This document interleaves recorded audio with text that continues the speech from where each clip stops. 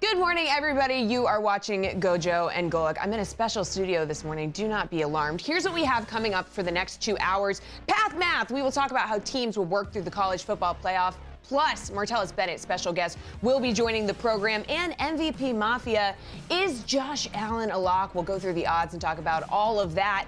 Plus, Jason Fitz at 9 a.m., some great guests, and very special, Drew Brees will be joining us in just a few minutes. All that and more.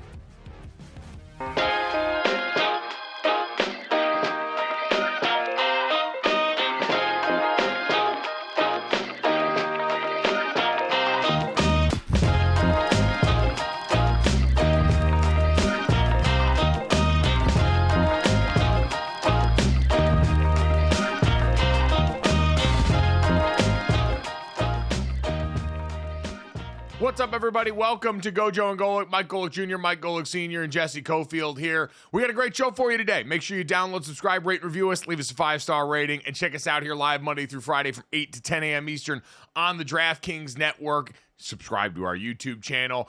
Fun one coming up. Jesse mentioned ton of great guests today here. Martellus Bennett, maybe the most unique conversation we have had with a current or former professional athlete on this show, which if many of you know and remember him from his playing days or anything in and around that, not all that surprising to you. Every conversation with Jason Fitz turns out to be incredibly unique. But Drew Brees, Dad, an interesting one coming up this morning as the NFL yesterday announced their Christmas Day lineup for talent on Netflix as the NFL continues their world domination and expansion from just Thanksgiving and dominating that holiday to Christmas Day, which had normally been the bastion for NBA fans or really outsiders who are coming over from football season checking in on what's going on with the NBA. The NFL decided, oh, no, there's money to be had here. We've got a brand new shiny streaming partner in Netflix, and so we're going to go out here even on a Tuesday or whatever day it's on and decide to continue to plant our flag on this day. And they got a roster out there. Our buddy Mina Kimes making her way over there, in addition to a host of other panelists that includes none other than Drew Brees, who should be here with us in a couple of minutes to talk about that and everything else. It's the continued expansion both globally and domestically, Dad, of what this sport continues to try and do. Well, expansion or domination, I think you choose the word because wherever they go, they dominate. And now, because Christmas is on a Wednesday, Tuesday will be the only day there hasn't been an actual scheduled game. Now, I think there have been games due to weather delays being pushed and such, but not an actual scheduled game. So now, after this year, they'll have had a couple of scheduled games on Wednesday. Tuesday will be the only day of the week that has not had a scheduled NFL game, and all we're waiting for is Christmas to end up on a Tuesday, and then that'll take care of the rest of the week. So the NFL doesn't care. Any day of the week, they're going to figure it out, and they're going to play. Internationally, they're going to expand. Days of the week, they're going to expand. They're just the dominant sport right now. Yeah, and it's one of those things I always tell people, like, Christmas isn't the holiday that I even, as a player, now college football was totally different. You're in bowl season by that point. There were years where when the schedule lined up, we had a chance to go home during bowl season and be around our families on Christmas. One year we did play in the Hawaii Bowl on Christmas Eve, which was sick. But besides that, Dad, you do get to have a little bit more normal version of that holiday. Thanksgiving had always been the one. Like, we don't have a ton of Thanksgiving traditions because usually in football, you're off doing something with your team. I associate that holiday with being in one of my buddy's parents' basement who lived around South Bend in Indiana, hosting a bunch of our other teammates there and enjoying that time and bond as we prepared for a game that week. Christmas is a little different one. I got to imagine this is going to be, players are used to in the NFL working around Christmas and on Christmas, but actually having the game on that day for players trying to juggle their family responsibilities, an interesting new twist. Well, yeah. I mean, players actually got used to now prepping for a Thursday game since there's one every week now. When I played, it was just Thanksgiving, and I played in two of those games, and it would kind of messed the schedule up, but now there's a game every week. So, so players, just about every player has played on a Thursday. So you kind of know the schedule. This is a Wednesday schedule. This is a day earlier. So, I mean, it's and football players like athletes are itinerary creatures of habit, following, the itinerary and kind of the way you prepare.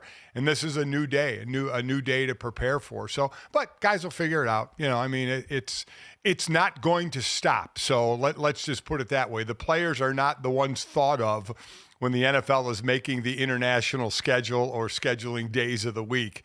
It's the NFL that is thinking of the NFL and their expansion.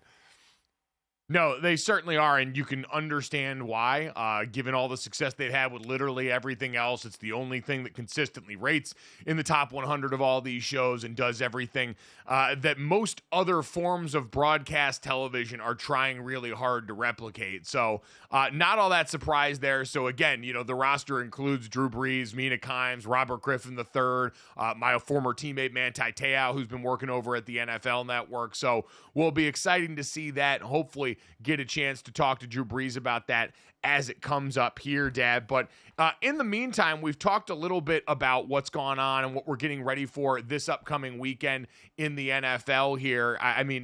I think still basking in what we had yesterday, too, with some of the stuff that went on. Nick Sirianni coming out and addressing the problems in the Philadelphia Eagles locker room that Brandon Graham had brought out into public here, basically tried to go to bat and do damage control. And for all the flack that Nick Sirianni gets, Dad, as a leader, I do think this was a spot, and I heard Dominique Foxworth mention this on one of the ESPN morning shows yesterday. Wouldn't this be a great opportunity for the coach to step in and do something maybe internally? Well, at the very least, externally, he did come out and try and run interference for Brandon Graham, one of his leaders and star players who stepped in a little bit publicly and go after them there here. But, Dad, the more and more I sat with and talked about it yesterday as the Eagles get ready for a big game this weekend, I don't know right now how much there is to change, even if I do think, hey, developing more of your passing attack during the regular season before it's too late in the postseason would actually benefit and behoove them, given how one-dimensional their offense is starting to become. Well, yeah, I would agree with that. While we talk about, especially in the playoffs and especially in cold weather, running game and defense can really take charge, but it's still a passing league. You have to pass. And we've seen good passing out of the Eagles, not as of late, but we know it can be in there. So I think one of the remedies to this is weird to say, but we know it to be true, usually with wide receivers who are disgruntled. Get them involved early, right? Get them involved early in the passing game. Get balls to them early in the passing game and try and calm their nerves of, oh my God, am I ever going to get the ball? But to that point, Brown and Smith and Goddard have to understand that this is a running offense. You have a guy who's on pace to break the rushing record. You're the number one running team in the league, which helps you control the ball and control possessions as well. That it's not a high-flying passing team. Now, could it be more, a little bit more? Yes, I agree with you there because you'll need it. But it's definitely shifted almost fully to the run with a hell of a duo when they're healthy. When Devontae Smith is healthy and A.J. Brown is healthy, it's a hell of a duo to have. It is, but it's one of those things. It's the 40-year-old virgin line. Is it true that if you don't use it, you lose it?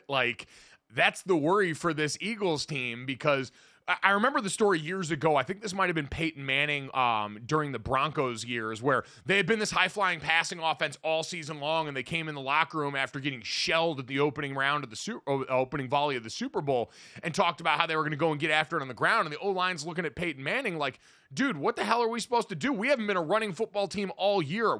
You are what you rep. And if you're not going to rep that, then it's not going to be a tool that you get to use frequently in the postseason. And you look at the Philadelphia Eagles offense right now, Dad, 31st in passing yards per game, 32nd in percentage of their plays that are passes in that offense, 32nd in total pass plays overall. They are dead last in all this area. And part of you starts to wonder, too, is this all because Saquon Barkley is so great, or is part of this also accounting for some of the limitations of your quarterback in Jalen Hurts? Well, I mean, has Jalen proven in the past that he can pass the ball? I mean, he hasn't passed for over 4,000 yards yet. His most was last year at 3,800. He's been in the low 20s as high in touchdowns, but been in the teens that last year in interceptions. Other than that, he's been below 10. So it's never been. His touchdowns are 6, 16, 22, 23, and 16 this year. It's never been a high-flying, high-touchdown, high-passing rate team, right? He's never, again, 23 is the highest touchdowns that he's had. It's never been in the high 20s, never been in the 30s, never been in the 40s. So it's kind of they have 4 games left, and he's got 16 touchdowns. So say he gets to 20 touchdowns. I mean, that's kind of right in line with what he's been doing. I know they're last in all those stats that you talked about, and that's obviously not good, but it's not like, wow, 16 touchdowns, and he's thrown for 35 the last 2 years. He hasn't done that. So this never has really been a high-flying passing team.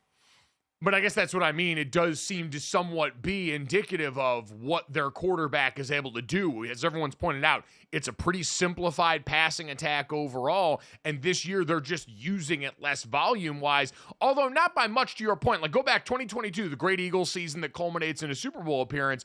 I went back and looked at that. Well, the Eagles that year were 9th in pass yards per game, so they were incredibly productive. They were 24th in percentage, or 27th, in percentage of their offense that was pass plays, 24th in number of pass plays overall. And if you look even at A.J. Brown's numbers, in this season, he's averaging 4.8 receptions per game and 83.6 yards per game, which is good for 5th in the NFL, by the way. In 2022, he was averaging 5.2 receptions per game and 88 yards per game. So the difference of about half a reception per game and a little under 5 yards per game overall. So it's not a monstrous gulf overall in production, even though overall the volume's limited. I saw Dan Orlovsky point out the target difference between that year and this year. And Dad, as much as anything, and that's probably why I give credence to the idea of what Brandon Graham brought up, that maybe there is a little more under the surface to this than just some sort of football beef based off what we've seen. So that's the part that to me opens up the possibility for that.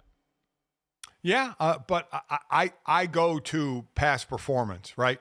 And past performance has been, you just mentioned, in that really good year, basically just a little bit better a couple years ago than this year.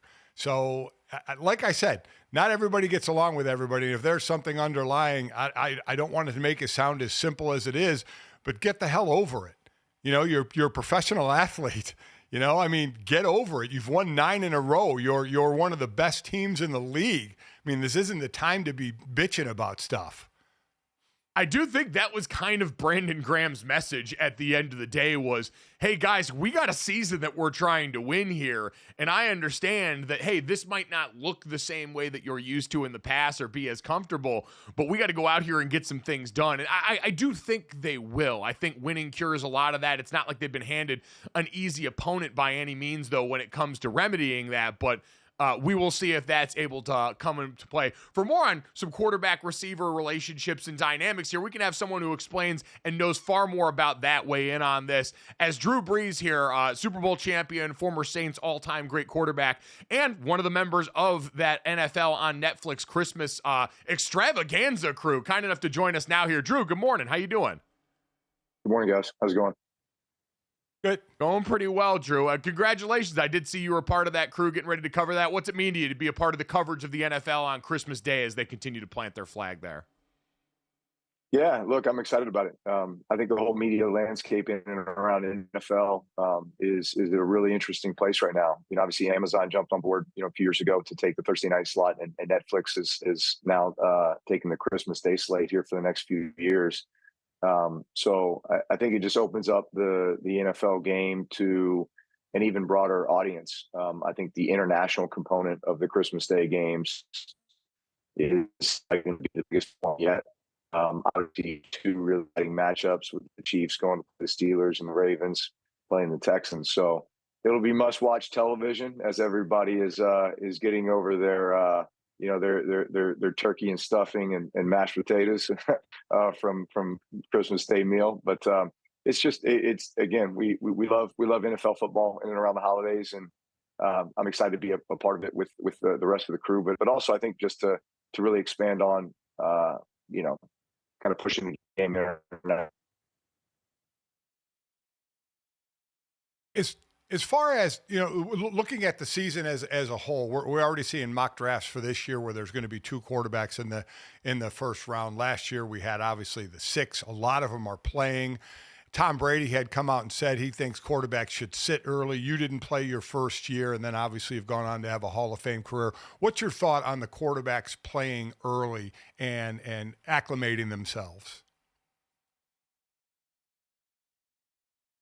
I think most quarterbacks are best served to sit for at least a year, or you need to create an environment where, man, they've got a great veteran quarterback, or they just have a moment to kind of absorb the NFL game. I mean, there's such a huge jump from college to the NFL. You have to understand what wins and loses in the NFL versus what you can get away with in college. You're getting used to a new team, new skill players, a new system, the speed of the game, just so many differences as you get into the game. Look, there are a few examples of guys that have been able to step in and have success early, but I think those guys have also been benefited with a few things. Let's just take Brock Purdy, for example. He comes in as a 7th round pick, but he started as a 3rd string quarterback. So he sat there and watched Garoppolo, and then he watched Trey Lance, or maybe it was the other way around. And then when those 2 guys got hurt and then he had his opportunity to start, he stepped into a situation where he had a chance to watch, observe, get reps off the side. He was also stepping into a situation where he had a great skill group around him. They had a great running game. They had a great defense, right? So all those things are a quarterback's best friend. And let's couple that with the fact that the guy had almost 50 starts in college. So high-level starts at Iowa State, where in most cases he was stepping into games where they were outmatched. And so he was having to execute at a very high level in order for his team to compete. So I think there is a formula as you look at who you're drafting and how ready will that person be when he steps into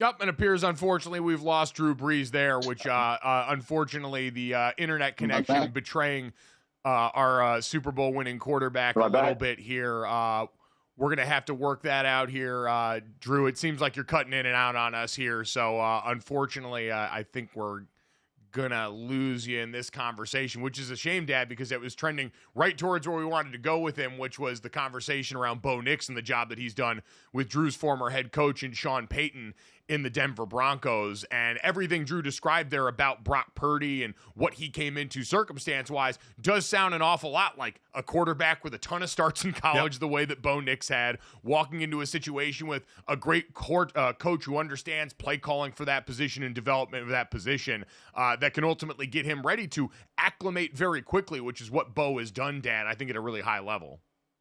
Yeah, and to go off of what Drew said, the situation that he talked about in San Francisco with the players and getting hurt and getting an opportunity, it's also the system and the coach that is involved, and obviously the players that you build around. We thought in Chicago that they had built an incredible team, or a better team, I shouldn't say incredible, a better team around Caleb Williams, and it turns out it didn't so much work that way, and throw in the stuff with the coaches as well, the coaching change, and it turns into a very difficult situation. Yeah, who'd have thought stability, maybe a quality offensive line, a bunch of experience to fall back on when times get tough might actually be important things when you're trying to hand the keys to someone in the most important position in North American sports. Coming up next, we'll do a little bit of path math for some of the best teams in college football as they get set to embark on a brand new journey here on GoJo and Golic.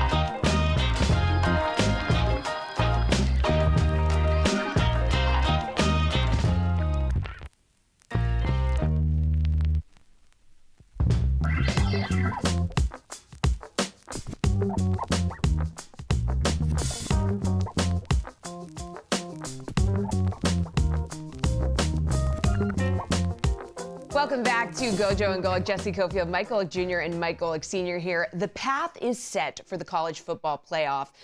Now who's going to win it? All right, a lot of talk this week about, the path, whose is the hardest, whose is the easiest. So let's do the path math here, fellas.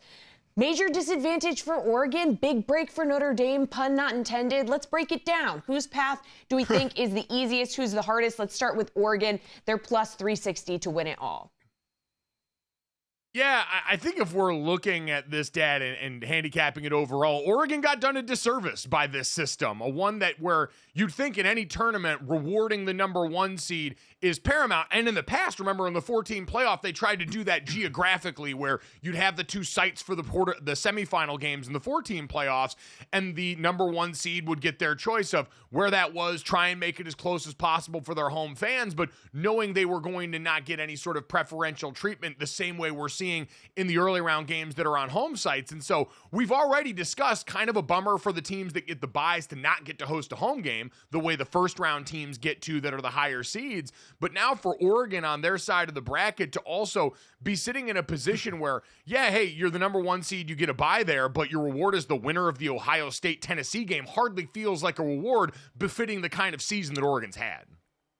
And by number, it's correct, right? By seeding number, it's correct. You have 1 through 4 potentially playing 5 through 8.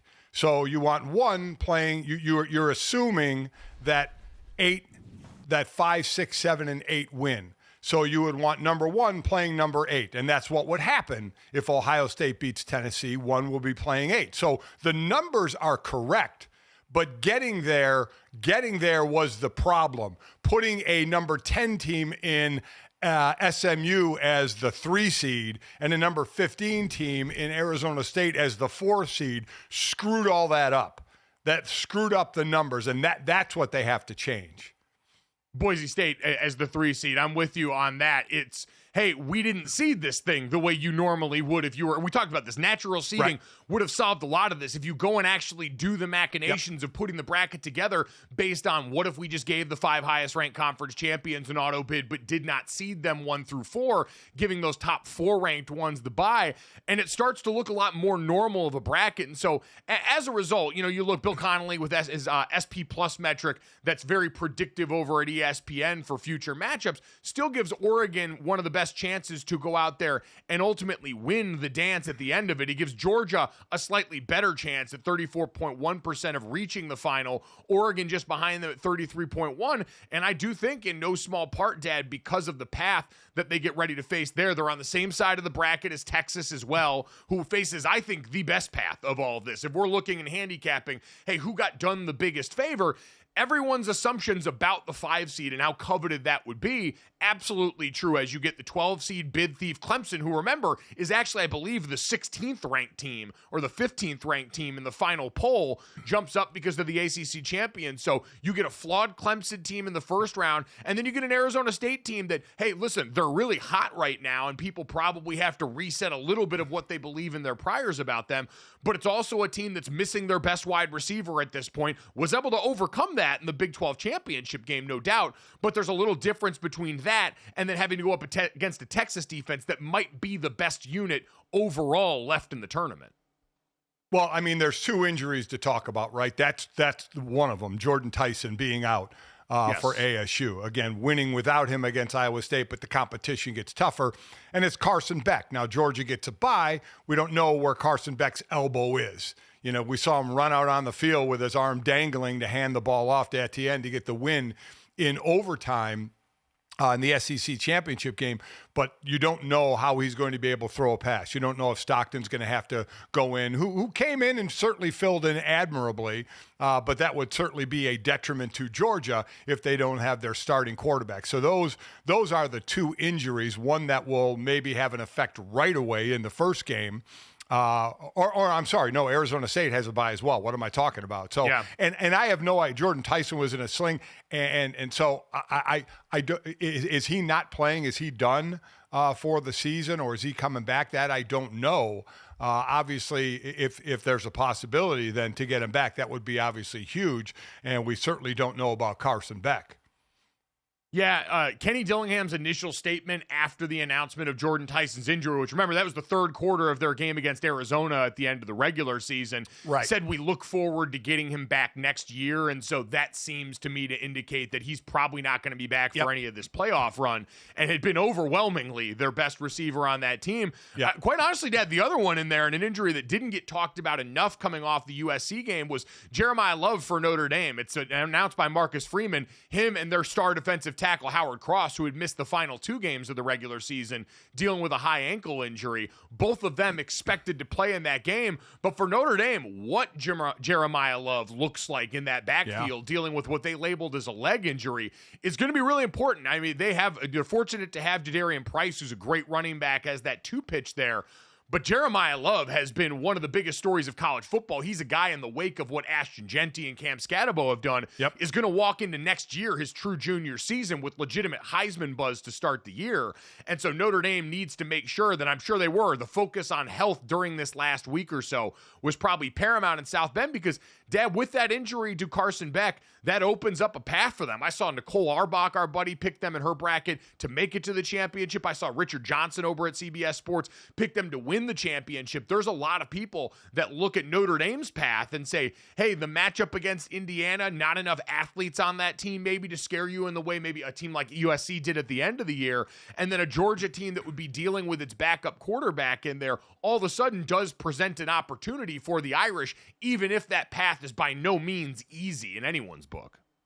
No, not by any stretch. And certainly getting Love back, getting Howard Cross, who's missed like the last 3 games, I think, on the D line in that great defense that Notre Dame has, to get him back obviously would be huge. So that's one thing we always talk about in the NFL. It's the same thing now in a playoff system, where if you're playing in the first game, you have to have 4 wins to win. So it's attrition in injury, who's available and who's not.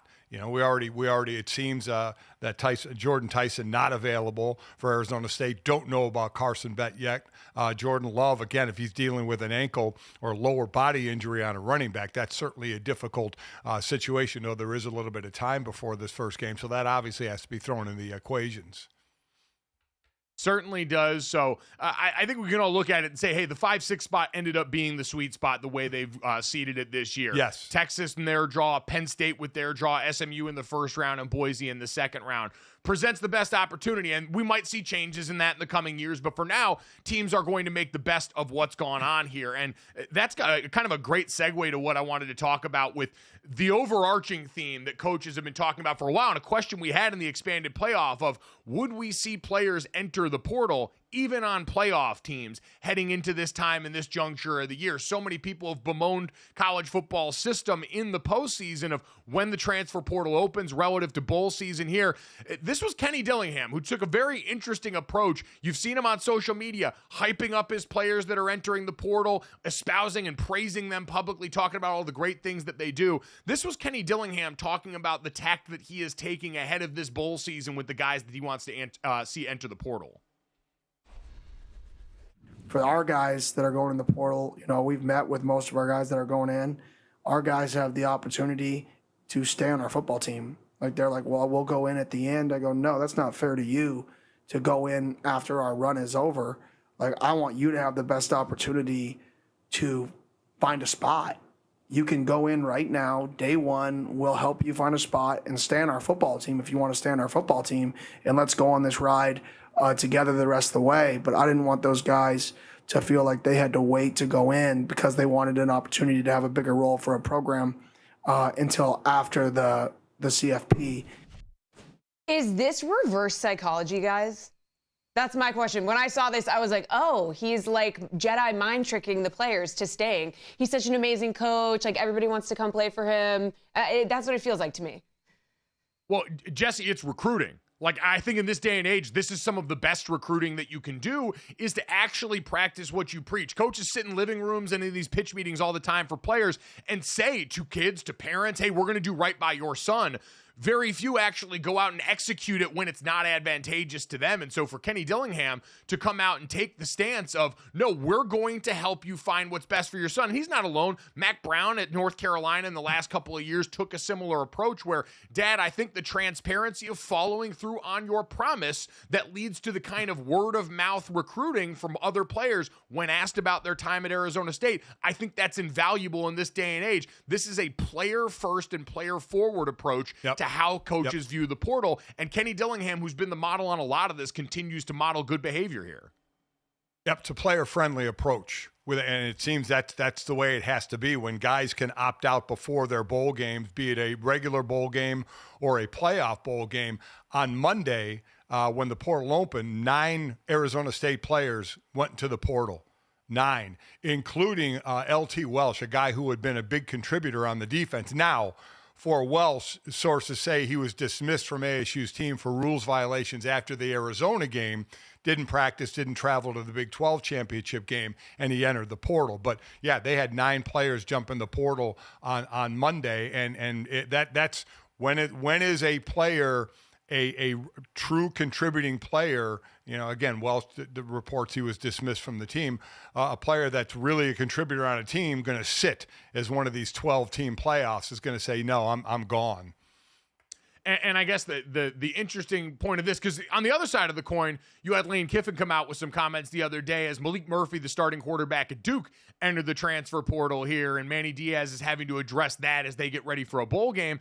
And Lane Kiffin came out and said, think about what we're talking about, what Diaz just had to address, a quarterback going into the portal. Just think about what we're talking about. The season's not over, and there's a free agency window. Think if the NFL was getting ready for the AFC, NFC playoffs, the postseason, and players are in free agency already. It's a poor system, and we're just trying to manage it the best we can through it, and hopefully someday it'll get fixed.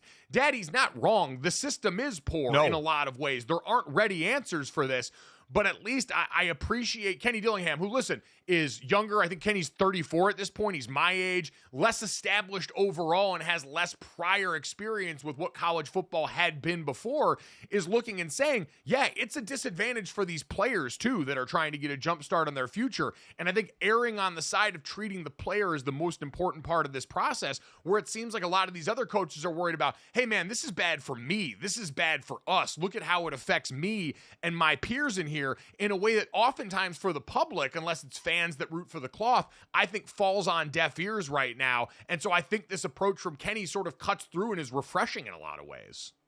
And what we don't know, Lane Kiffin may be helping his players who have gone into the portal or Sure. other coaches maybe, but Lane is publicly talking about the negative side, which is a 1,000% correct.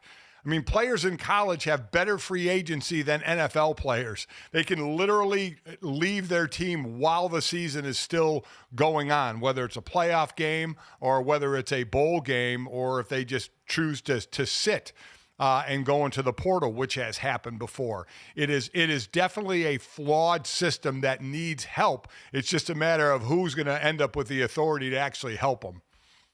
Right, and it's worth noting, the players, it's not like they collectively bargained for this. They didn't ask for this. This is the system they were handed, because they still don't have any recourse in this. You want to talk about parts that need fixing, and again, thinking of the player first, it was pointed out yesterday, if you're a player that plays in the college football playoff national championship, and there's a bunch of good players on whatever teams those end up being, guys that are going to play in the NFL, congratulations, you got 37 days till the combine after you finally finish putting toe to leather on that. And God forbid you want to play in the Senior Bowl or any of those other games in there now. What does that process look like? Yeah, you get 5 days tacked on in the transfer window if you go through and then want to change teams after that, but you're basically in the next semester at that point now. So they're always going to be the most disadvantaged group, are the players, because they have no control in how the structure of the sport is formed around them. And they're not going to. Again, we talk about especially the NFL union, 1,800 players have a hard time getting on the same page. Imagine thousands and thousands of players trying to be corralled onto the same page. They're never going to have a voice, at least I don't think. I won't say never on any of this, because college football has changed too much for that, but I will say is, in the meantime, while this is the case, and I'll admit my biases, I'm always going to err on the side of the Kenny Dillingham approach that puts the player first over anything else that we've heard so far.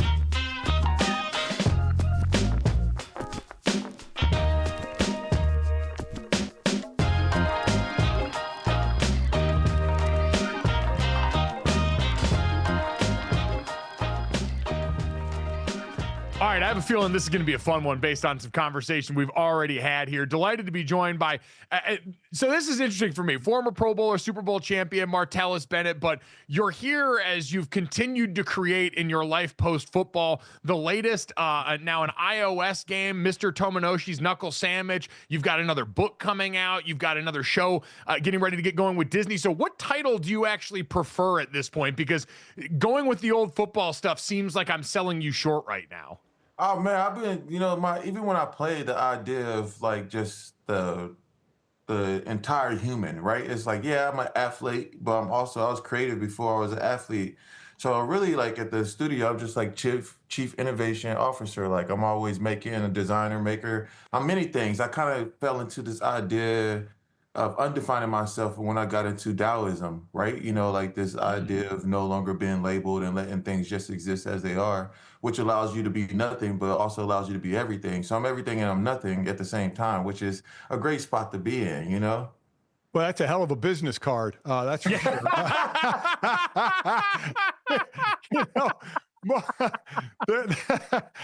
Handing someone a card that says everything and nothing would be one of the coolest things a person has ever done. So maybe an idea for the future. The person would probably act like they knew what it meant, while secretly they're going, "What the hell does this mean?" And then, but we all played football, and when all our careers ended, we see other athletes who struggle when their careers end of finding something to do. You haven't. I mean, writer, animator, film director, educator, game designer, and architect. So all those things you've done, is there one or two things that you're doing that kind of supersede the others that you enjoy more than the others? Well, so I would go back. So when I was playing, I think the best time for every athlete to prepare for life after football is while playing. Like you can't build you build the bridge before you need to cross the bridge, right? If you start to build the bridge after you need a bridge to get to the other side, you're going to be spending all your time trying to figure out where the bridge needs to go. So when I was playing, I was doing children's books, interactive children's book apps. I was doing movies. I made my first movie when I did the deal with Disney. I was still playing, so it's like a lot of these things. I used to intern at Nickelodeon in the off season and all these things while I was playing. So I already kind of knew where I wanted to go. And for me, I would say my biggest thing is just play, like family entertainment, play experiences, whether that's in museums or games or board games or animation. It's really just about trying to make the world a more playful place. So, at the back end of all of it, just the design aspects of it all, it's like I'm a bit of an engineer mind with a super creative thinker as well. So everything is the same thing to me. It's just a different medium. With someone that has as many interests as you, and as you've talked about, you've been doing so much of this practically for a long time. I'm always curious, what drew you to sports? Like you were a guy with a prolific basketball career coming out of high school before you went down the football path. You're like, what originally drew you to sports amongst all these things that you clearly have an aptitude for? I just like playing. Like when I was a kid, my first dream was it wasn't to go to the NFL or the NBA. It was actually to work at NASA. I wanted to be an astronaut. I wanted to build spaceships and send people to space. But then you 6'7", 245 pounds. So I mean, I enjoyed playing sports, and playing was the thing that I enjoyed the most. But like those was pretty much that's what we did in the neighborhood. We played sports, but we also played video games. We did every single thing. And as a kid, I used to build computers to make money. So I used to make money by building computers in the neighborhood and fixing people's computers. So I was always into technology from a young age, and but for sports, it just was fun to play. So along those lines, we know in the NFL, I mean, you go back to when Myles Garrett came in the league, there were concerns he was too philosophical and wasn't all football, and what would that do? Well, it showed it didn't mean a damn thing because he's one of the best defensive players in the game. When you were playing during your 10 years, but you were doing what you said you were doing while you were playing, doing the other things, were coaches kind of looking at you askew a little bit, saying, wait, his full attention isn't on football? Were you getting that at all? Yeah, I mean, very early on, like when Myles Garrett came in several years after me, but like I was one of the first guys, like I was the first athlete to ever have a deal with YouTube. Like I was on Twitter, I was writing for Dallas Morning News, I was doing podcasts and all this stuff very early in my career.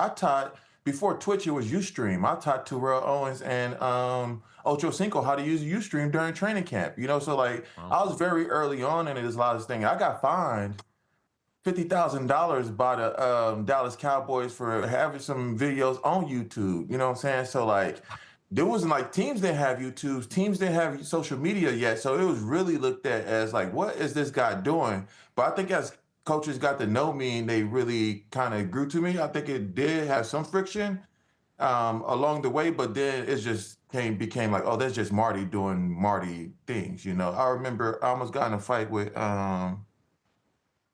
who's the great defensive end that played for the Cowboys and the 49ers? Charles Haley? Yeah, I almost choked Charles Haley one day because I used to sell paintings when I used to do a lot of art shows when I was playing for the Cowboys. And I think DeMarcus Ware, somebody was trying to buy a painting for me. It was in my locker. And I guess he was like, oh, you're not focused. And he like took my painting and kind of like threw it off the side. And I said, Jay Ratliff and all those guys had to grab me because Charles Haley, he's like, you know what I'm saying? Like, they might catch me. Guys think it's funny because I read Harry Potter, right, in the locker room. But the real thing is I was kind of feeling like Voldemort, some more so than a Gryffindor guy, even though I got selected for Hufflepuff, which is kind of crazy. But I love it. But I love it. There was times where I had friction with like other guys who thought it was a distraction or whatever it may be because they couldn't see someone who was doing something like them that could be more than just this one thing. And I didn't really want to box myself in because I knew the game was going to end. And the one thing that you have in the NFL is you get a lot of free time in the off season, right? Like the off season, everybody goes to jail because they just idle, Not everybody. I didn't go to jail. You didn't go to jail, So it's like, but it happens, right? But like, and for me in my off season, I was always productive. I was at Nickelodeon, I was at Disney, I was writing ads, I was doing all these things in my off season while training. So it's like you can have both. And I don't think it's healthy for a guy to only be to identify as just an athlete, because then what happens after football, you go through this identity crisis and you don't know who you are as a human being because you always defined yourself by the game. You kind of mentioned it in there, some of the early platforms helping these guys learn how to bring themselves and their personality to the outside world. Before that was really a thing. What do you think as you look at so much of the player-led media that's going on now and what that's become as a part of the industry? I think it's two sides. I think it's interesting because you can tell your own story, control your own narrative, and talk directly to the people when you have something to say. Usually, if a newspaper writes something about you, that's your only outlet you had. Right now, if someone writes something about me, I could go on Twitter and combat that. But I think the problem is a lot of guys just aren't media trained. Like, it's still a way, like it just comes too casual. They don't really go through any of the training or learning how to host and how to communicate at a high level. So I think communication level has dropped down drastically. Well, we had to go through media training when we first came into the NFL, right? Like now the media, there's no media training because you have to teach them how to use Twitter. You have to teach them how to do social media. You have to teach them, stop them from doing podcasts. You'll have to so there's a lot of stuff. It's just a free for all. And it's just like, it opens up opportunity, but also decreases the value of language. Is there something specific that you still want to accomplish? I mean, at the end of the day, I used to think I wanted to build a theme park because I just thought that was like the most playful place that you could possibly build. So I studied theme park design for a while. But then I realized I was reading about the Roman Empire and I thought how cool would it would be to build my own city. I mean, if they could build a city back then, I got more tools, I got bulldozers, I could possibly build a city one day. So that's kind of like the thing. The video game stuff to me is like my favorite things. Like I've been working to do more AR technology and like the landscapes of tomorrow. I'm really thinking about what tomorrow looks like and play and integrate in the imaginary and blurring the lines between imaginary and reality. The things I love about game design, though, that is very interesting is it's the one thing that I can put all of my intelligence into, right? Like I'm making the music, I get to draw, I get to tell stories, I get to create a platform to play, but also it's the closest thing to football because of system thinking and systems design. So every playbook is just a system. So I think every athlete is actually probably already pre-coded to be able to design infrastructure for games, right? If I'm looking at the playbook, if it's Sonic the Hedgehog and he's running, and you go up or you go down, that's just an option route, right? Like now Sonic is the receiver and the obstacles are the defender. So when I'm looking at game design, I'm just thinking about the same thing as what a playbook would be. And I was fortunate enough, some people would say it's unfortunate, but I was fortunate enough to play in so many different systems that my mind learned how to look at system design totally different if I only played in one offense my entire life. So video game, I'm probably stick with technology for the next couple of years, interactive children's book apps, AR technology. And I'm really interested in making things move through with AR technology like books. If you read a book now with like a meta glasses, but the characters pop off the page and they move around, or if I'm playing a card game, now the character could pop up out of the card and you can see the damage happening to them as they use another card against you. Like those are the things I'm really interested in about designing and building right now. Who was the biggest influence for you with all this stuff? Because I mean, again, to have all these ideas, like who planted the seed here? Who was someone that you idolized as a creator that kind of set you down a path that leads to wanting to design cities or take Roller Coaster Tycoon to real life? Oh man, I would just say it started when I was a kid and I got banned from Astroworld. They told me I couldn't come back to Astroworld, which was a theme park here. And I was like, well, you know what?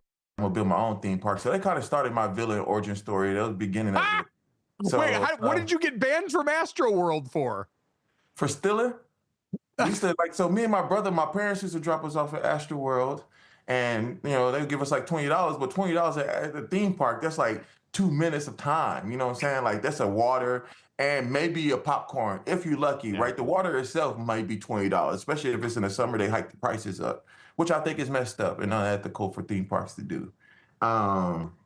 But me and my brother was like, we drop off, we'd be there all day. And one day I was like, man, I'm hungry. We spent our money real soon, as soon as we walked in, and we was hungry the rest of the day. So I started stealing like funnel cakes and all these different snacks or whatever. And it was the best day ever. I remember that day. It was my last day ever at Astroworld, so that's part of it too. So I guess this was kind of like the last supper that I ever had at a theme park. And on the way out, me and my brother, I'm belly full, I'm happy, I'm on the rise, whatever. So somebody orders a funnel cake and I would just slide in and act like it was my order, you know what I'm saying? Like those type of things. But then on the way out, I was trying to get something to remember the day by, you know what I'm saying? Like that one more play, when you get that one more snap, that's when someone gets hurt. So I go out there and like I steal the Sylvester keychain, just a keychain. And the guy, he's like, I've been trying to catch you all day. And then that's how I got caught and they banned me from theme park. Wow. So I never did one more thing, you know what I'm saying? Just stop. You know, it's gambling. It's like, hey, you did great. Live to fight another day, come back another day. But then I got banned from Astroworld and I never went back. So ever since then, I was like, I'm just going to build my own theme park. So that's kind of where it started. But Willy Wonka was a huge inspiration of mine. I didn't want to go to the chocolate factory. I wanted to have my own chocolate factory, right? I love the idea of having like Oompa Loompas working on all your ideas all the time. I mean, I don't call the people that work for me Oompa Loompas, but you know, they kind of are in that capacity and mindset. And then guys like Booker T. Washington, Granville T. Woods, Ed Smith, you know, one of the first Black people to ever build video games. So it's Shigeru Miyamoto. I like Johnny Ive. Like, there's a lot of different designers that Hayao Miyazaki, Alden Van, as far as architecture goes, all these different people. I'm just kind of like a student of the game. It's almost like having 5 tight ends that you study, right? Like, Sure. It's no different for me. It's just all like, I like all these people. They play differently. They do different things. What can I take from their game and add to my game? What is coming out here, just so we can make sure people are aware of everything that you've got coming down the pipeline? Oh, yeah. So we got the Knuckle Sandwich game, which is out right now. I'm constantly updating and iterating on that. It's like a public beta stage right now. I guess the more people I get to play, the more bugs and things we get to catch, and then constantly updating that. Then I got a new children's book, Dear Black Boy, coming out in January.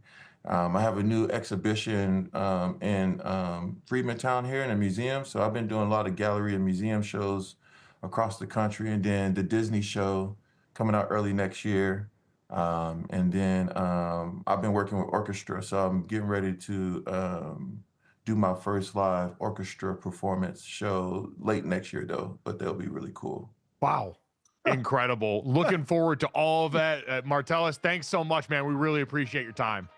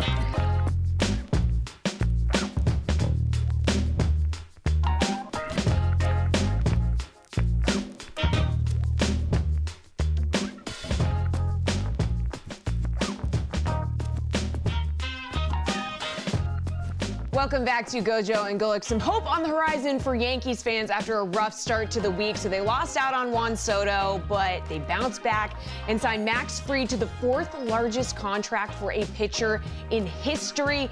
8 years, $218 million for the lefty. That is the 12th contract over $100 million in Yankees history. It's a lot of dough. Arms are now moving off the board pretty quickly after the Soto deal. Nathan Eovaldi's heading back to the Rangers on a 3-year, $75 million deal. That's a lot of cheddar. Corbin Burns likely to be the next pitcher to sign. Blue Jays and Giants are expected to be in the mix for that one. And in the mix for us, coming up next, Jason Fitz gonna join the program.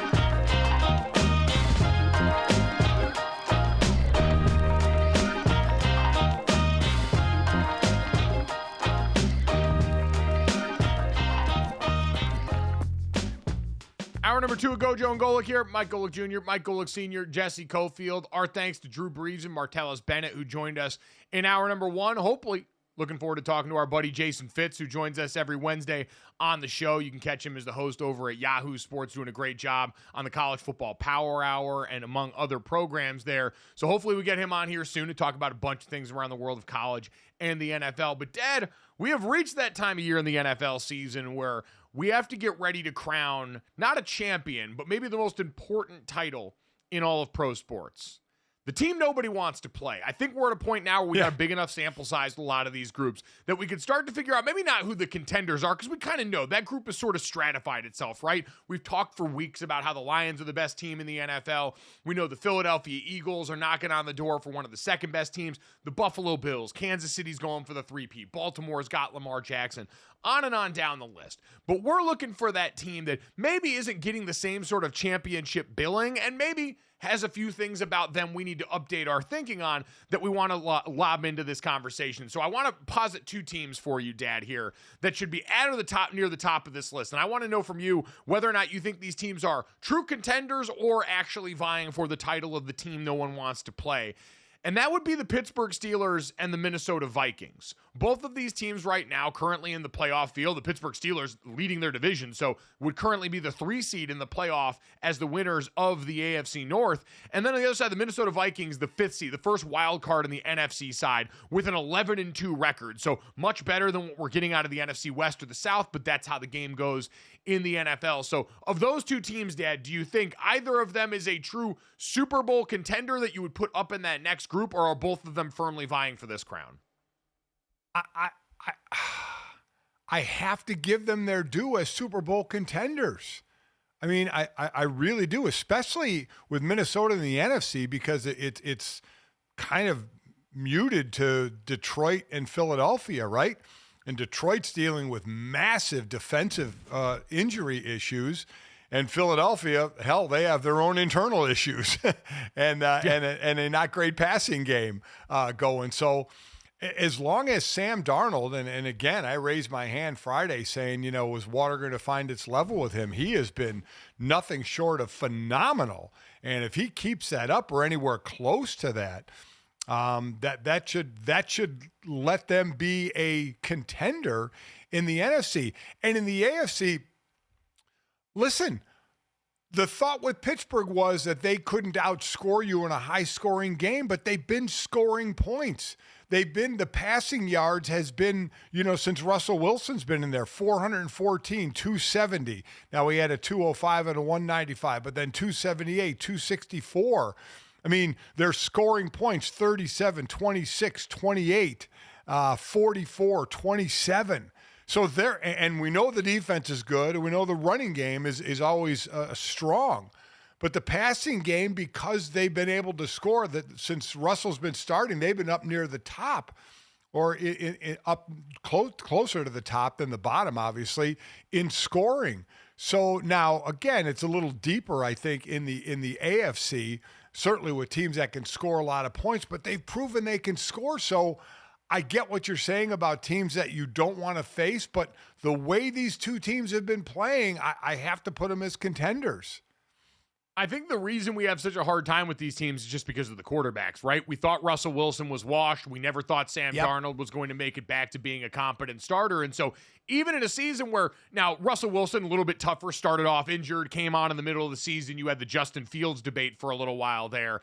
And even still, that's a team that we point to as being largely led by the ground game, TJ Watt, Cam Hayward, and that defense. And really the same could be said for Sam Darnold. I mean, that's Justin Jefferson's team. Brian Flores' defense has been the show. But I do think, Dad, it's an interesting spot here because I don't think anyone would still pick the Steelers as the favorite, even if you're handicapping a team against like the Kansas City Chiefs and say they present one of the worst matchups because of what they do defensively.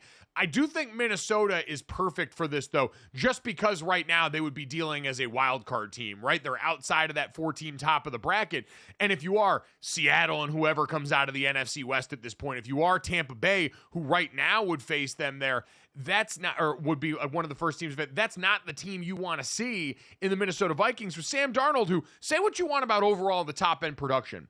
So far this NFL season, Dad, Sam Darnold, number 1 in completion percentage over expected versus the blitz. Number 3 in completion percentage over expected under pressure. 9th in EPA per drop back on play action passes. The most pressured quarterback in the NFL on drop back passes overall. 4th in air yards per attempt. He has been able to operate inside the fire and under duress and still perform really well for this team that weathered the storm of injury to Christian Darrisaw, one of their best players at left tackle. And so I think because of that, because of the fact that he can operate amongst chaos pretty well as he's shown, that gives them a chance to go along with Kevin O'Connell's play calling to be one of those teams that I think is outside of that top couple of teams in the NFC that has a chance on the right day to beat damn near anyone coming off the toughest division in football. Yeah, it's quite honestly, it's their defense, their pass defense that's worrisome. They're near the bottom. I think they're 29th, giving up over 250 yards a game. They're number 1 against the run, but the pass defense has been not great.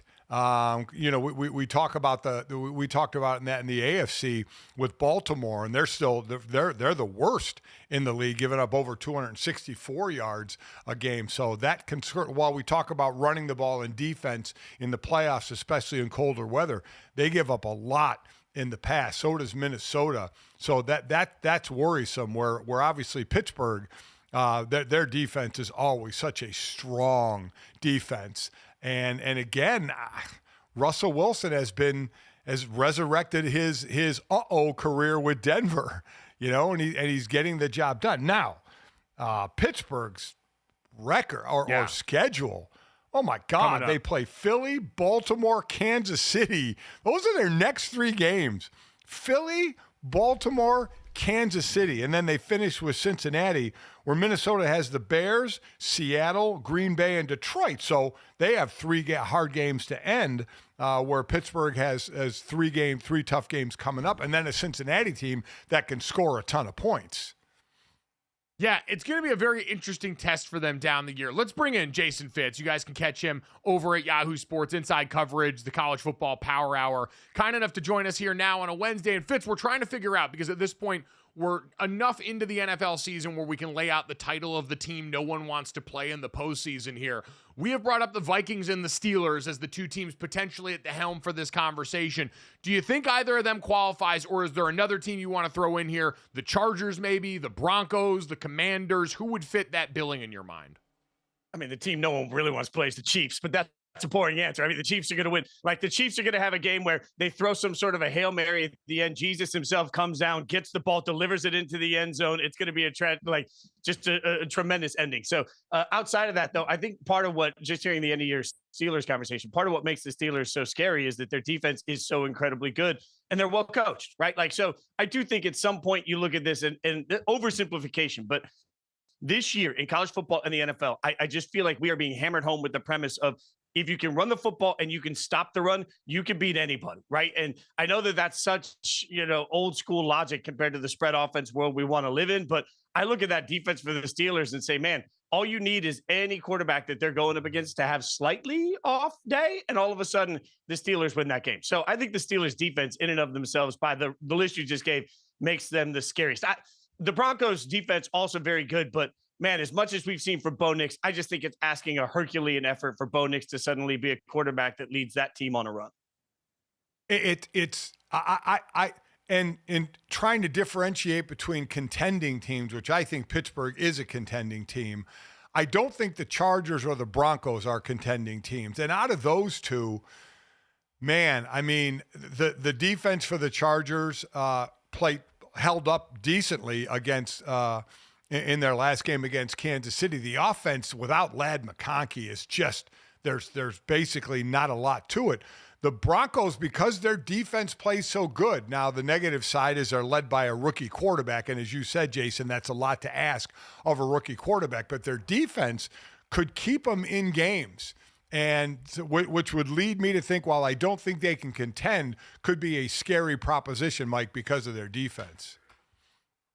I just worry, to Jason's point, when it comes down to a team that I'm worried about getting snake bitten by in the postseason, maybe this is dated thinking, to Jason's point about what matters right now and what's shown to be successful based on the best teams in the league, the teams that are the leaders in run-pass ratio in favor of run and have these dynamic running backs behind great offensive lines. And listen, you could certainly say the Los Angeles Chargers, a much improved offensive front. We've seen their investment pay off in that group. We've seen Jim Harbaugh and Greg Roman and the effect in the trenches certainly pay dividends with now Rashawn Slater and Joe Alt at bookend tackles that seem like they're ready to dominate for a decade plus. I would say I do always err on the side of the space alien quarterback, right, wrong, or indifferent. Yes, Justin Herbert in that offense, if they don't have Ladd McConkey, it certainly changes shape. But my God, we have seen Herbo in Greg Roman, who is someone who is maligned historically, especially coming off his tenure with the Ravens, for not having the most developed passing attack. This has been an offense this year where, because of the strengths of the quarterback, they've been able to overcome that loss of talent, Jason, at least I think, fairly well in the receiver room. It's not perfect, and there's still a ton of room to improve, but it has looked better than I've expected at times. Yeah, which, by the way, both of the teams we're talking about right now, if we go back to August, what were the conversations? Lack of weapons everywhere, right? Like, and that's part of the reason we thought that the Broncos were just going to stink. And part of the reason I think most people thought the Chargers might need a couple of years before they reach their peak. And instead, you see two teams that are really compensating pretty well for their lack of weapons. Again, comes back to Denver's defense, a big part of it. But you're right. I mean, without Ladd McConkey, even it's going to be a struggle for the Chargers. But I still think the Chargers are way ahead of schedule. Mike, you mentioned the Ravens briefly. I mean, it's a disappointment, right? At this point with Baltimore's season that we're sitting here having to put them in that category. Like with this offense, with those weapons, with as good as we thought the Baltimore offense would be this year, their defense has let them down so much that I'm not, is Baltimore in the contender or in the scare you or in the, their defense can't win anything in the postseason category? Anybody want to look at it, it's disappointing to me.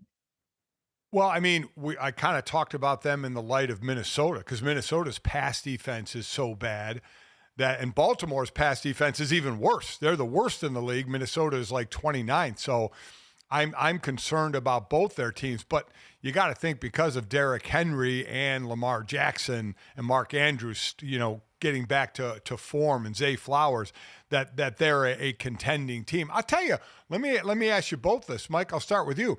A team that's one game away from possibly being in the playoffs to be a team I don't think that can contend but can be scary, the Rams. The Rams with their full complement on offense, just the amount of yards and points that they can put up. Now, they're a game behind Washington. Washington's the last wild card in right now. They're a game behind that. But the Rams would scare me more than a Washington team that's actually in the playoffs right now. That's probably the right range of team, by the way, that we need to be dealing for this. At GoJo and Golic on Twitter, who's the team no one wants to play in the NFL right now? I do wonder if that should be more of the qualifications. Like, yes, the Vikings being in the wild card field technically belong in there, but we know the NFC's North is an outlier in terms of divisions this year, and so they should probably get the contender label here. Los Angeles, if they snuck in, Dad, probably wouldn't be that team. Less so, Jason, because I think they are capable of winning a Super Bowl this year. I think they've been far too inconsistent for that. But in a single elimination tournament on their best day, they have shown they're capable of beating anyone, and I think that's the scary thing that you're looking for when you're putting this title on a team. They're also not playing wildly above their skis when it comes to, especially like if you even talk to people, and you know, Charles Robinson on Yahoo on Inside Coverage pointed this out. People around Washington were admitting midway through the season that their record was far better than their roster was because their quarterback was really saving that team. And, you know, I think if you look at it, Washington's been playing way ahead of expectation all year. The Rams, when they are clicking on offense, are playing at expectation to me. So I think that's part of the reason that I'd be more scared of the Rams, because you know, with that quarterback, that coach, and that receiver, particularly, and Kyron Williams gets going at all, they can do a lot of damage, and that's expected damage, whereas the Commanders are sort of ahead of schedule damage. All right, so I think we're all in agreement here. The Los Angeles Rams, subject to change. This could be a power rating that changes weekly. The current title holder for team no one wants to play, at least in our estimation, would be the Los Angeles Rams, just on the outside looking in again. At GoJo and Golic on Twitter, you can let us know who is the team that no one wants to play around the NFL as we get ready for the home stretch of this season. Fitz, you want to stick around for one more with us? Coming up next, we can tap into a little college football with you and look up ahead of what we've got in the playoff next on GoJo and Golic.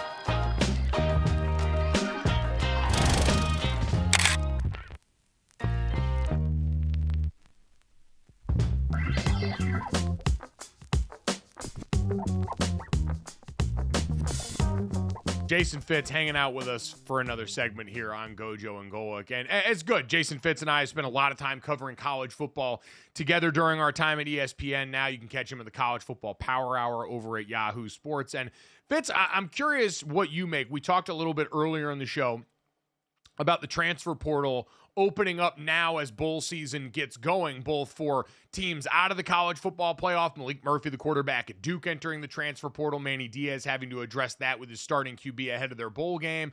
Lane Kiffin had some comments about that. And then Kenny Dillingham, a coach who's in the college football playoff, who's got a first-round bye, coming out here and talking very glowingly in public about the players that are going into the portal, saying he wants to get them into the portal earlier so they've got the best chance at winding up at a place where they want to go, where they can further their career here.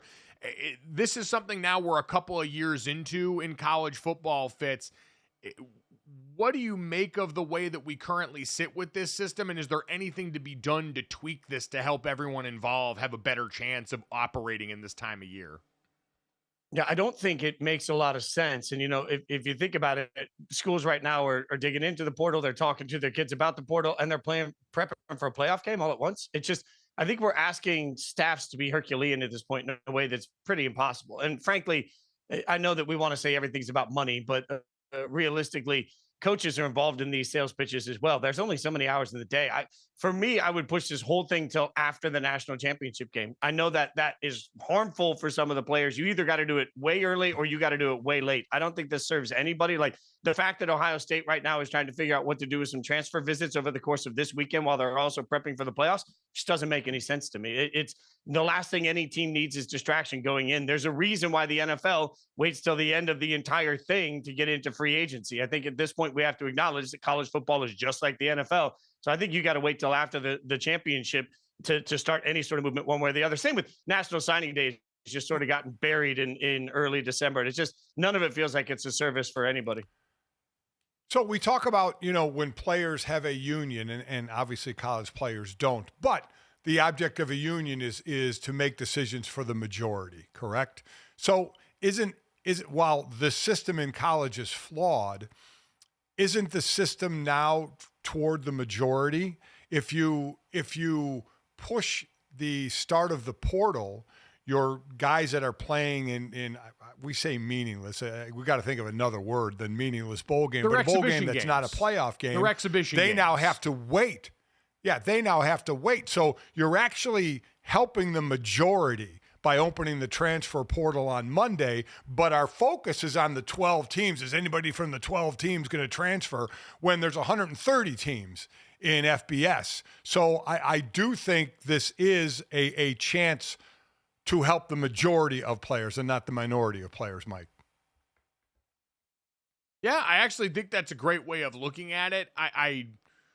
You're right. This should be about doing what's best for the bulk of the sport. And I know Lane Kiffin raised this point in honor of Manny Diaz as they get set to face a bowl game with all these changes there. We saw the story about Marshall, where the majority of the roster appears to be jumping into the portal after Charles Huff takes the Southern Mississippi job and moves on there. You wonder how many of those guys could follow and who's going to be left for the bowl game here. And I think we talked about this. There's got to be some, Jason, making peace with the fact that bowl season is an exhibition. It's more of a second round of spring football for a lot of these teams, even though, hey, these wins and losses matter for coaches and the dollars and cents associated with their names. It's another chance to get game film out there if you're a player. But in my mind, mentally, and I'd be curious for the sentiment from coaches around the sport, it seems much more like the first game of next year in a lot of these cases than the last game of this year. Yeah, and Senior, I'll give you credit. I hadn't really thought of it as something that credits the majority, and I know it's fun in sports talk for everybody to yell at everybody, but it's a really good point. And frankly, I think it might have changed my mind on the whole thing. Like that's really smart by you to look at it that way. I'm sitting here thinking not just about the players that are transferring out of these 12 teams, but the players that might want to be transferring into these 12 teams and sort of how it creates a traffic jam for all of that. But you're right, far more players are served if they do it earlier. So that's a really smart point by you. And Mike, I mean, go ahead, Junior.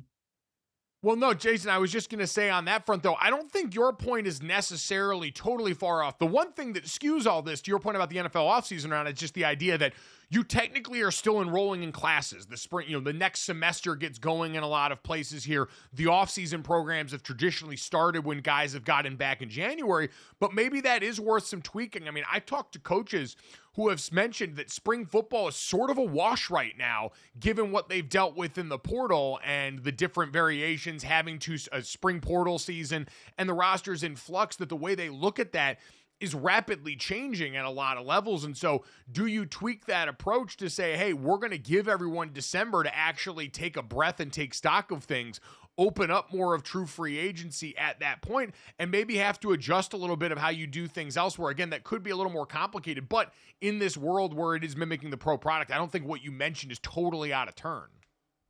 Yeah, I will say, to your point on the exhibition games, the bowl games, look, I can only speak as a UNLV football fan here. And we have talked for years as we've worked together that the concept of bowl games don't matter. It doesn't matter to the random person, maybe. Like, a lot of people aren't going to be flocking to watch, Cal take on UNLV in a bowl game. But for me as a UNLV fan, I'm going to watch it, even though my head coach is gone and even though the whole team's going to look different. Like, there is something for the kids that get this experience, for the fans that get this experience, for the people that care about it, they care about it. And I will remind the world, when everybody says bowl games are useless, all a bowl game has to do for ESPN is outrate whatever else they would be showing at 3 p.m. on a Friday in December, which half the time is going to be a repeat of SportsCenter or First Take. So as long as it does decent numbers to get past a repeat of Stephen A. yelling, the company's happy. So I think, the death of bowl season is always overrated to me. But in this situation, I do think the concern is really the majority of the players, and many of them are playing in an exhibition game. So that's a fair point. I listen, I agree, but people complaining about the number of bowl games, my answer is then don't watch, right? I mean, they're putting them on TV for a reason, but it has changed to the meaning of a bowl game. It is about the 15 practices, and even the powers that be in rare decisions that they make for the players, they've made the bowl game not count as one of the 4 games that a player can play that would count against a red shirt. So they could play 4 regular season games and still play in the bowl game as a 5th game, but that doesn't then count a year for them. So even the powers that be are saying, listen, this truly is an exhibition game. We're not counting it, for toward the red shirt year. And it's just a chance to look at younger players and a chance to get practices in. And people just sit there. I think for bowls now, it's the fun of it. It's the Mayo Bowl. It's the Pop-Tart Bowl. It's how fun can you make a bowl experience from a TV side, let alone a player side, and whatever gifts or whatever fun they have at the venue. I'm waiting for the world where Curt Cignetti comes out and tells us all that he's behind. Like, this is what, we get this every year. It's like, oh man, yes, now we're behind the transfer portal. We're not even going to be able to catch up. Like, if there's any coach right now that's in the college football playoff that is going to find a reason to be loud about this, all of the timing of this, I feel like it's Cignetti. I'll double down on the money on that one. Curt Cignetti has showed time and time again throughout this process his connection to the Nick Saban tree based on how he is both coached, which has been exemplary, but also getting in front, doing the politicking on the microphone here, all incredibly Saban-esque as he drips with swagger in Bloomington that's going to walk into South Bend. Fitz, have you made a pick for a national champion? I mean, we've talked around this a lot, and I've seen a lot of people with brackets that have started to put out. I haven't yet really sat down and put pen to paper on this, but do you have a strong lean on who you actually think? We've talked about paths to the championship, who got the best draw here. Who do you think actually wins this? So the funny thing is my preseason pick for the championship was Oregon. And look, it's funny to me. We're grading Oregon on a curve. The expectation for Oregon all year was that they were just going to be so dynamic that in the beginning of the year, it was, well, they're winning, but they don't look as explosive as they need to look. And then we get all the way to the end of the year. They win the Big Ten championship game. And guys, I am absolutely frightened by the way Penn State ran all over Oregon. I think they just put film out that everybody's sitting there chopping up and trying to figure out how to replicate. So I am frightened by it. But I also sit here and say, man, so Oregon had to beat another playoff team in a shootout and was fully capable of doing that. Like, all Oregon has done at every turn is win football games. And all we've done at every turn is say, well, it was a win, but was it enough of a win? Like, I think it's funny that we're just sort of undervaluing Oregon a little bit. So yes, they have the toughest path. I do believe that. They absolutely clearly have the toughest path. But I filled out my bracket yesterday for Yahoo, and I have Oregon, I'm sorry, gentlemen, beating Notre Dame for the national championship. Oh, you have Notre Dame in, because I was going to say if Oregon followed the path of highest seeds, they would play Ohio State, and then they would play actually Arizona State, and then they would play Georgia to win the title if you went by seeds. I'm sure there are those that think that Oregon, if they get by, play Ohio State or Tennessee, that they would be playing Texas. I'm sure Texas would maybe favored in that game against Arizona State. People are looking at the easiest path, Mike, as Penn State playing SMU and Boise State, just because they're not the natural blue bloods that we're used to talking about in the playoffs, right? Where they're both extremely good teams, but everybody's saying, boy, this is the chance for James Franklin to make a move. Yeah, Fitz, you mentioned being impressed by Penn State coming off that Big Ten championship game. Is it enough for you to say, oh, now this is a team actually capable of making a playoff run? Because we know the big game James Franklin problems that have started to become associated with that program, but really seem to be most associated with Ohio State and Michigan. Like, once you take those colors out of the equation, does all of a sudden this clear out for a Penn State team that has always been talented enough to go out and accomplish? And that's part of the frustration. Look, I would be a little bit more confident in Penn State if they had an outside weapon, if they had somebody other than Tyler Warren, Tyler Warren's an amazing player. I'm not taking anything away from him. I wish they had a go-to receiver that I trusted a little bit more. But Mike, to your point, Penn State looks small offensively against Ohio State. They didn't do anything that we thought they were going to do. There was none of the clever play calling we expected from the new offense. There was none of that. And then they got in Oregon, and once they found something that worked, they just hammered it. And to me, I love that. I love when you're sitting there saying, hey, I found this flaw and I'm going to play it like it's Madden. I'm going to run the same type of run out of 4 or 5 different formations over and over and over again. And they did. And to me, that was a big statement win. So yeah, for Penn State to go in and hang with Oregon the way they did and put up the points against Oregon that they did definitely changed my mindset. I think that Penn State has every opportunity. And yes, I do think their first 2 matchups are cakewalks. The problem for them is that the fan base is going to look at it and say, so what? You beat SMU. And then the fan base is going to say, so what? You beat a group of 5 team. Like, so none of the pressure in the playoffs is ever going to lift off of Franklin until he takes on a major brand and beats them. So I think it's interesting as Penn State goes in the playoffs, there will be more pressure on James Franklin, not less. Yeah, Dad, pressure is an interesting way to look at this. And I got asked this by Dominique Foxworth yesterday on his podcast. And I want to ask you, obviously, we are both Notre Dame alums. We've known and been around this program for a long time. You, when they were actually winning championships. And in my lifetime, that's something that's eluded Notre Dame. And I've seen a bunch of people pick Notre Dame like Fitz to make it to the championship. We mentioned Richard Johnson and others have picked them to even win it, given their path if Georgia's injury to Carson Beck rears its head. How much pressure is on Notre Dame to actually go out and not only make it to the dance, but win games here this year for Marcus Freeman in year 3? Well, I mean, it's year 3, and we've seen other Notre Dame head coaches in year 3 either get to the title game or win a national championship. So, listen, Marcus in the last couple of years has lost games he shouldn't have lost, just like Brian Kelly did, just like Charlie Weiss did. It was always like Notre Dame played down to their competition.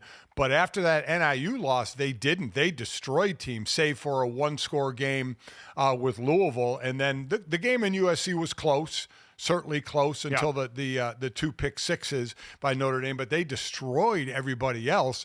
They have a great running attack. They have a great defense, and they have a passing game that's improved. I think the easiest expectation or the lowest bar to jump for Marcus was making the playoffs, right? It went from 4 teams to 12.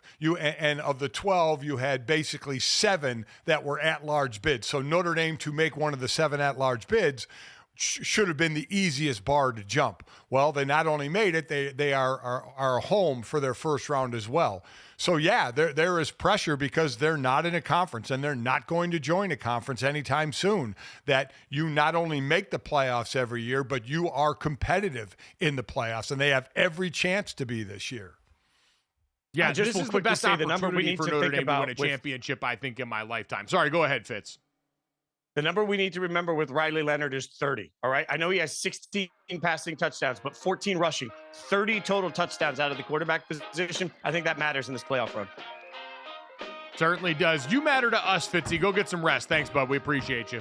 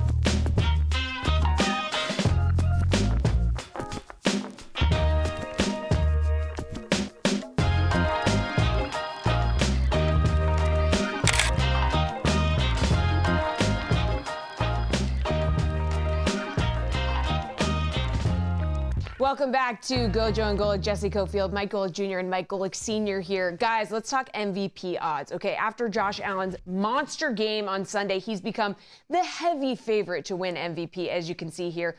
But the race isn't over yet. So we got Josh Allen at -400, Saquon Barkley at +450, Jared Goff at +1,000, Lamar Jackson +1,000, Patrick Mahomes +4,000, Sam Darnold +5,000. So let's break it down, guys. Josh Allen obviously in the driver's seat here. A game against the Lions this weekend, but then you got Patriots and Jets to wrap it up. But if he has a tough game, you know, here and there, does that leave this open to somebody else to sneak up on him in the odds as we move down the stretch here? Yeah, Dad, I do think this race will end up being tighter than the odds indicate. Like, as we'll get to with some of these candidates, I think specifically there are two that should be mentioned side by side with Josh Allen and what he's done. I am encouraged by the fact that his odds and the way we view him were not affected by that loss to the Rams. Because we saw in college, right? Cam Ward kind of occupied a similar space where he was dragging a Miami team through a season that had so many close games and so many comeback wins. And then all of a sudden they lose one game to Georgia Tech, and Cam Ward, who's still invited to New York, so I won't act like he was thrown out with the bathwater totally. But people really downgraded him for the team since there. Yeah, the Bills lost to the Rams this last weekend, but Josh Allen accounted for 6 touchdowns, and so this didn't really budge. I think is absolutely deserved, Dad. I think the biggest argument for Josh is accounting for the fact that they did the Mahomes thing with him, where they said, we're going to let your best on-paper receiver walk in the offseason and go down to the Houston Texans, and we're going to have Khalil Shakir and Matt Collins and Keon Coleman as a young player be the bulk of this receiving room to go along with the tight ends, and we're going to believe you can offset that, and so far that belief has been rewarded. Well, I'm going to say this. The MVP award is Saquon Barkley's to lose. You're going to tell me he is on pace to break Eric Dickerson's season rushing record of 2,105 yards. He's on pace for 21-22. He's averaging 124 yards a game. One more game. If he breaks the record, he wins the MVP. That's just my opinion. Because while Josh Allen's having a great year, isn't it more about the team winning? Statistically, Josh Allen's not the best quarterback in the league statistically, but I understand why he's the leading candidate for MVP with what he does. He just tanks himself into the end zone for 9 rushing touchdowns, passing for 23, 24 touchdowns. I get it. I completely understand him being in the lead. But I'm just saying, if Saquon and the Eagles continue to win, and it goes to someone on a good team, if Saquon Barkley breaks Eric Dickerson's record and the Eagles they're going to win their division, they're going to be one of the top seeds, he is going to win the MVP. So I don't want to totally wins this. Like, yes, I understand if you're going to be the most valuable, and whatever that V word means to everybody involved in this process. We've had the debate sort of like best most deserving in college for the playoff. The MVP in the NFL, is it the best player in the NFL? It is the person that is actually most valuable to their team. Certainly for both of these guys, and I think this is the part that's most important, is you can make that argument for value there. Without Dad, I know where you're going to go, that if you pluck most starting quarterbacks off their team in the NFL, they're going to plummet. But Josh Allen specifically leaves them with almost nothing in the ether. Lamar Jackson specifically leaves the Ravens with almost nothing for a team that's gotten very little help from their defense this year. And certainly Saquon Barkley, with what we talked about before, the Eagles being at or near last in terms of run-to-pass ratio and their usage of the pass game this year, have subsisted almost exclusively on Saquon Barkley being the best. And so I would agree that for those three guys in particular, I look at that as the top of the MVP race, bunched pretty closely together. Yeah. And throw in Patrick Mahomes isn't going to win MVP, but take Patrick Mahomes off Kansas City and you have nothing. So, I mean, that argument has never flown for me, because you take any MVP candidate off their team and that team is going to be a lot worse. It's just a matter of degrees. But you know there's levels to that in terms of how much worse and also how much further up they have their teams. Again, Josh Allen and the Buffalo Bills are being talked about as the second best team in football, like the Philadelphia Eagles are. No, I agree. Listen, I agree with you. And to take a running back off a team as opposed to a quarterback off a team, I get that it's more effective a quarterback. It's the most important position. But I just don't like that data point of taking them off the team, because you take any one of the players we're talking about off their team, they're substantially less of a team. And normally it is a quarterback award. I get it. Normally to the best team. I get it.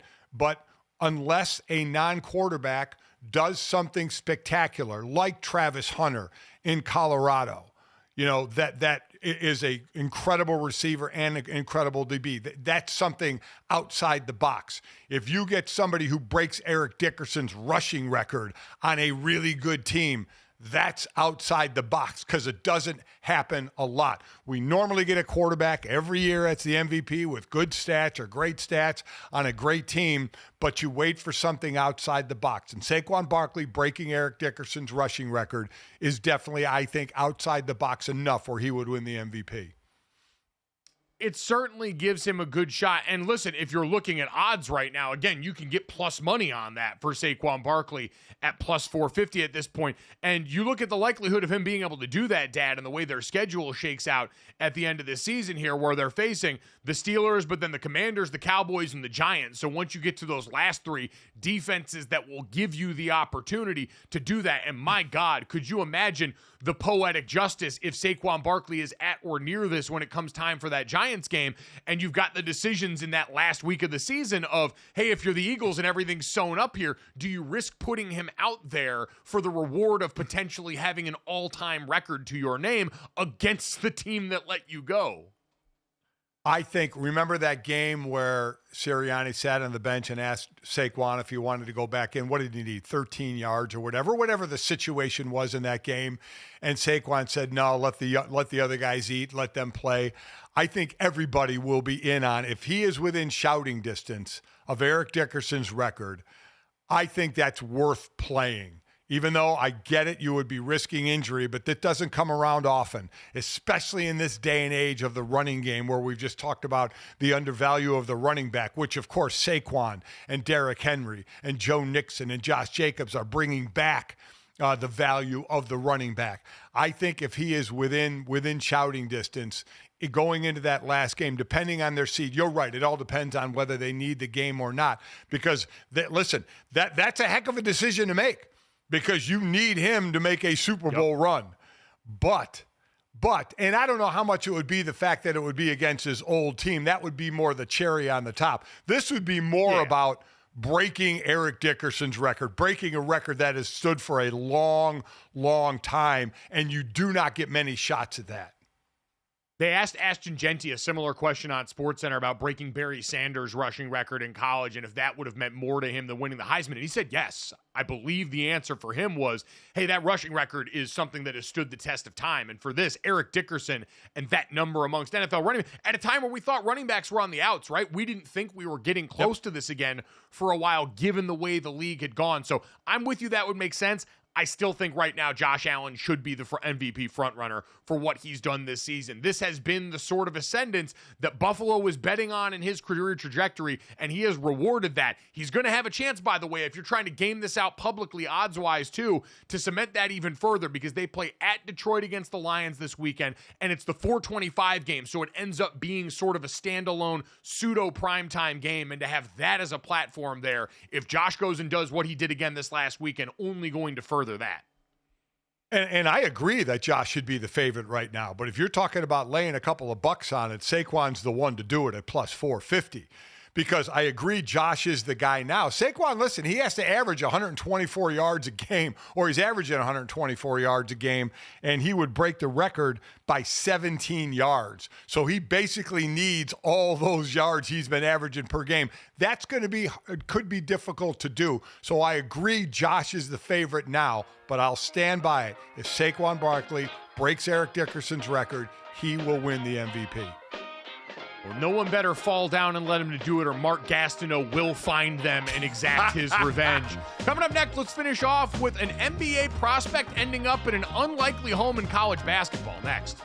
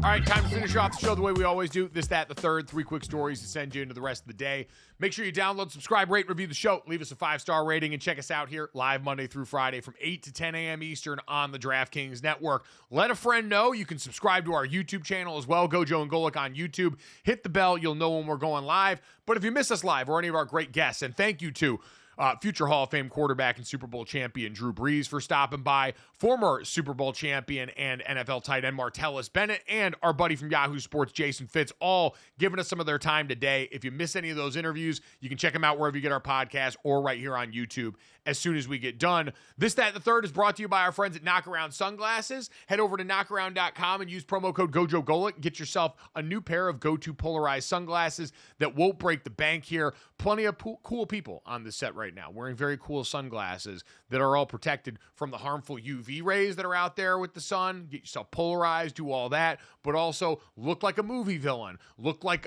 Dad kind of giving Terminator vibes right now. Dad, those suns are pretty big here. You're ready for a blue plate special. Anything that you want from those, good to go with Knockaround. They've got tons of variety. So again, knockaround.com, promo code GoJo Golic, new pair of polarized shades. We're going to help you out with that one.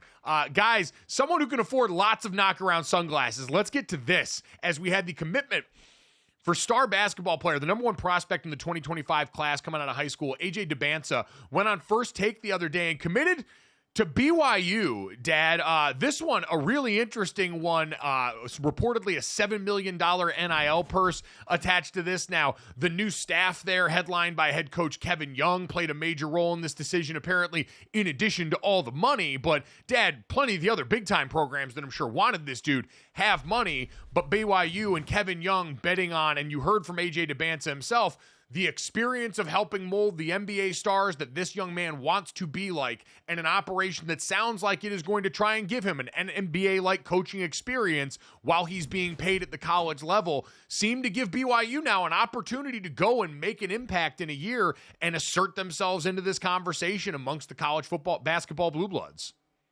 Yeah, AJ said that I play like a mix of Tracy McGrady and Shai Gilgeous-Alexander, which would be a nice mix. And I wonder, you read about the football NILs, the amounts like a $10 million, a $12 million, but it's over, they have to be at least 3 years in college. So if it's 3 or 4 years, is it split amongst that time? This guy's going to be in college 1 year. Is it $7 million for 1 year? I mean, there's still things I don't understand about NIL. Close to a $7 million deal, and he's a one-and-doner. He's projected as the first-round pick of the 26th draft, so he's a one-and-doner. So is it $7 million for 1 year at BYU, which is just unbelievable?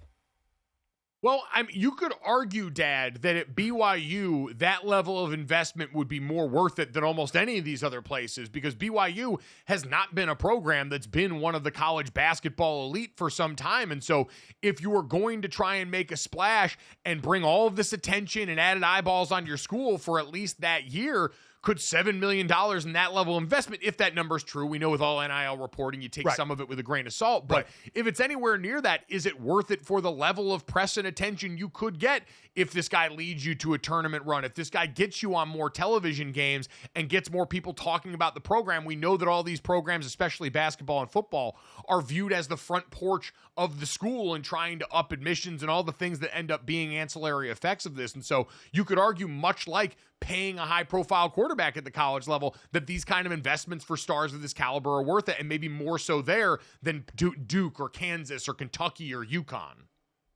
No, I agree. You're not just doing it for the player. You're doing it for the next player or any, as you said, any of the ancillary things. It's not just for that one guy and knowing one guy 1 year and then it's over. This is to try and start a process to bring in top players, knowing they're going to make some money and knowing they're going to go on to the NBA and be successful, because we know, just like in football, all football players want to go on to the NFL, but we know 98% of them don't. And I'm sure a lot of NBA players want to go on, or a lot of college players want to go on and play in the NBA, whether it's after 1 year or 4 years, but we know a majority of them don't. But that doesn't mean you can't try and entice the top players to come to your place. Money and a staff with NBA experience seem like a pretty good breeding ground for these kind of results here. Jesse, let's get to that and talk about some results that apparently someone wanted to come back from the past and contest again. Yeah, okay. So ESPN tweeted out a teaser clip for a new 30 for 30, the New York Sack Exchange. Here's a bit of Mark Gastineau, okay, confronting Brett Favre on laying down for Michael Strahan to break Gastineau's sack record. You I thought we met a long time ago. At least I saw you. Right. How you doing? When you fell down for him. I'm going to get my sack back. I'm going to get my sack back, dude. You probably would hurt me. Well, I don't care. You hurt me. You hurt me. You hear me? Yeah, I hear you. You really hurt me. You hurt me, Brett. We got to get back to this, Brett. I'm sorry. Anybody will tell you Brett Favre took a dive. And you know it. She knows it. He knows it. And everybody knows it. Oh man, that was some serious emotion. Brett Favre actually went on Twitter and responded to it after this clip came out and was basically like, I didn't understand the gravity of the moment. I know that I did cost him money basically down the line because his record didn't stand anymore. So very interesting, very emotional. Brett Favre also went on to be like, this shouldn't have been recorded, blah, blah, blah. But yeah, it's he is very emotional about it. I mean, wow. You want to talk about Brett not expecting that. That was supposed to be a couple of, former stars, hey, hooking up, saying, yeah, didn't I meet you once? And then bam, Gastineau hits him with that. And Brett's just kind of standing there going, oh my God, what did I get myself into?